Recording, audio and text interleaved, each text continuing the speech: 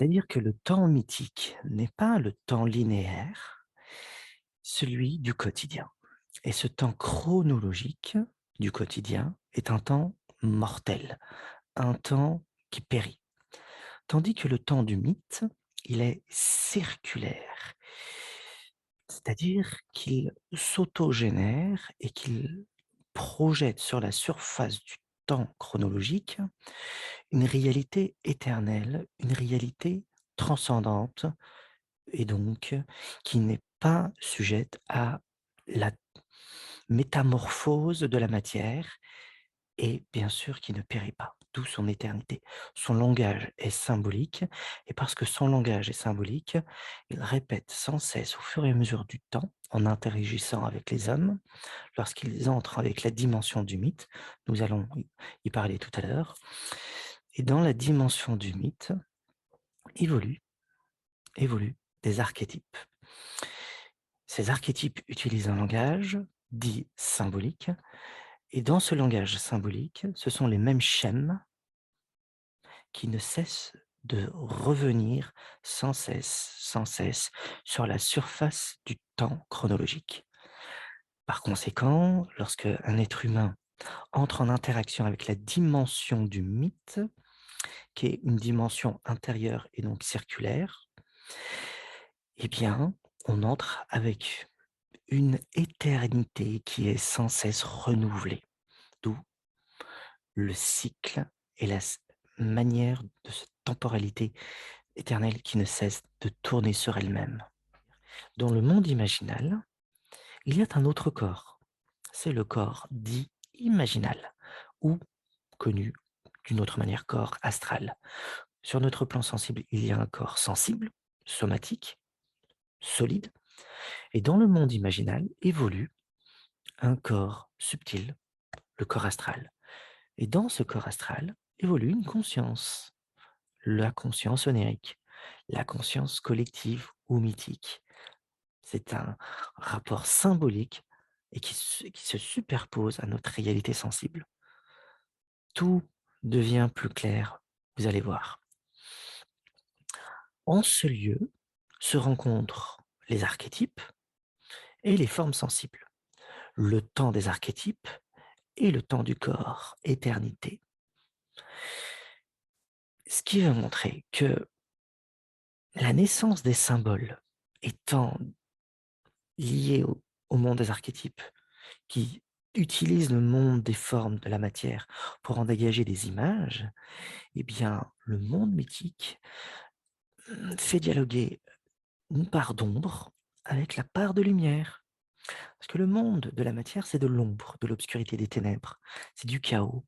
Et ce monde est ordonné, organisé, structuré par le monde des archétypes, qui déploie son énergie afin de dynamiser cette matière, afin de lui donner une direction, ça a un sens donc.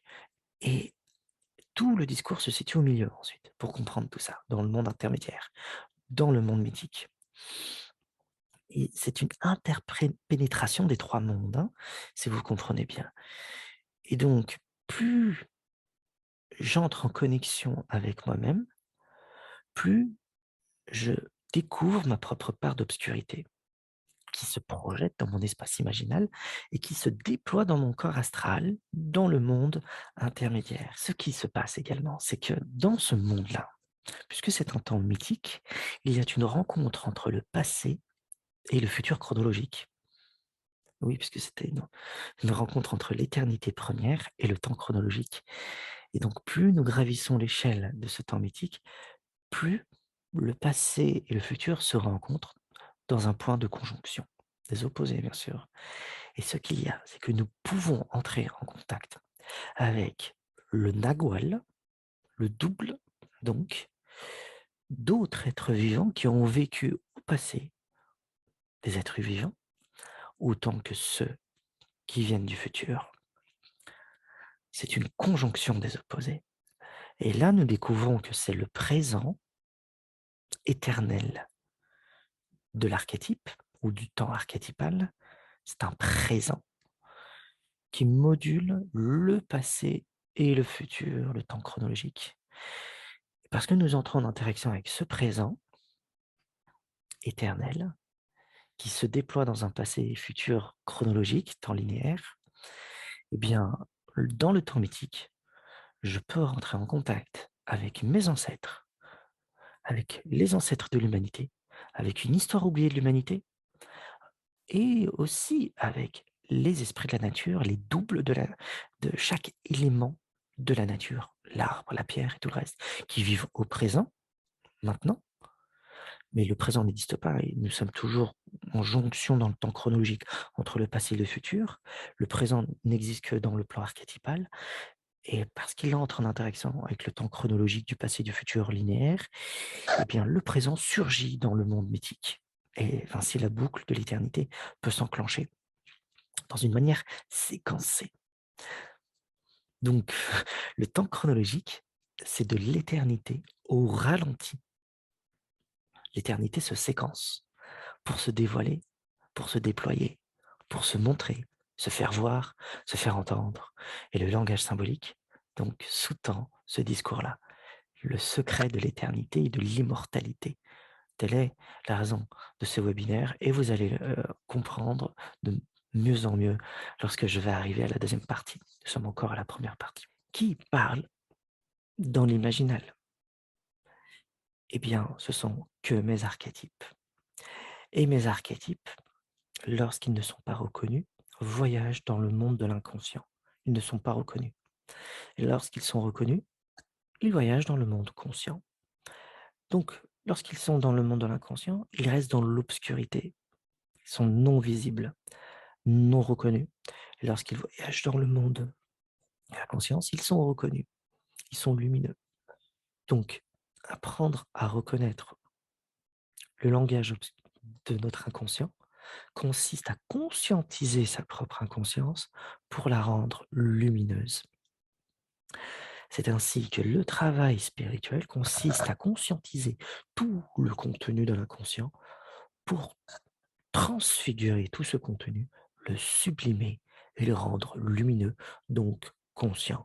Et nous passions d'un état inconscient vers un état de plus en plus conscient de nous-mêmes et de notre propre contenu. Et dans ce jeu d'éveil de soi, nous commençons à nous éveiller sur tout notre jeu de conscience, notre mémoire, nos mots, notre souffrance, non reconnus, non entendus. Et bien dans ce transfert de contenu, inconscient vers le conscient, eh bien notre part d'ombre diminue au fur et à mesure.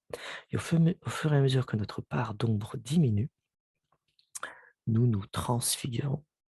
Ça se joue dans le langage du mythe, tout ça. Et voir les choses telles qu'elles sont à l'extérieur n'est possible que pour un homme qui est sorti de son propre état de fantasme. L'univers est donc totalement subjectif parce que l'humanité rêve et fantasme constamment. Et prendre conscience de son propre fantasme, c'est avoir la possibilité de se transfigurer vers des états plus hauts de conscience. Les gens qui ne me reviennent pas, que je n'arrive pas à sentir, sont d'abord le fruit de ma transposition et de ma projection de mon imagination passive. Je ne suis jamais en contact avec la personne. Je projette sur elle mes propres réalités inconscientes, non reconnues. Elle est le mal, elle porte la douleur, elle porte ma souffrance, elle est l'origine de mon mal, elle est l'origine de la souffrance, état social. Mais plus j'ai conscience de ce jeu, plus je suis capable de voir la personne telle qu'elle est.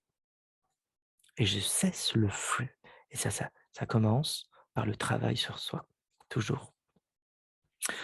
Et à partir de ça, nous pouvons comprendre quelque chose d'important.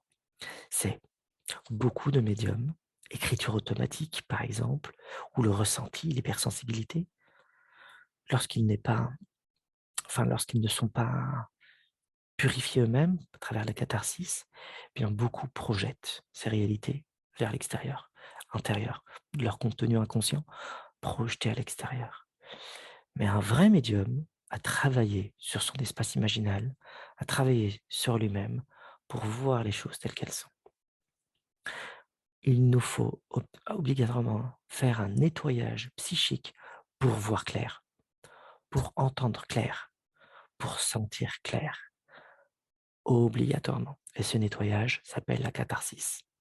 Le soi, en vérité, nous appelle et pour ce faire, il nous demande de nous nettoyer à travers le mythe.